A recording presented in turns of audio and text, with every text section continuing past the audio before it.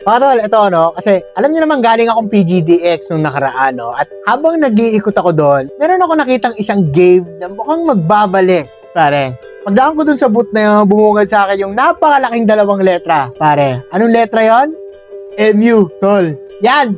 Ako, ito, marami naghahanap sa inyo ng kwento nito, kung ano na ba nangyari dito sa game na to, at magandang balita mga tol dahil muling magbabalik yung MU na game, pare. Ang bagong pangalan ng laro ay MU New Dawn. Yan, play part na yung hahawak ng game at alam ko marami sa inyo excited bumalik sa mundo na to, no? Makipag-PK uli kayo sa Debias.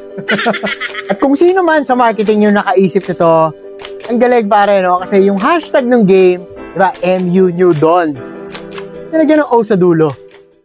Galing, di ba? New Dawn kasi, no? Bagong mundo. Pare, no? Same player, same game, pero this time, may mga magbabalik. Kasama na yung mga players. Kaya, bagong mundo. Hashtag mundo. Diba? Lupit! Hindi ako bayad para sabihin yan. Abangan natin itong pagbabalik ng MU. Pare, no? MU New Dawn. Good!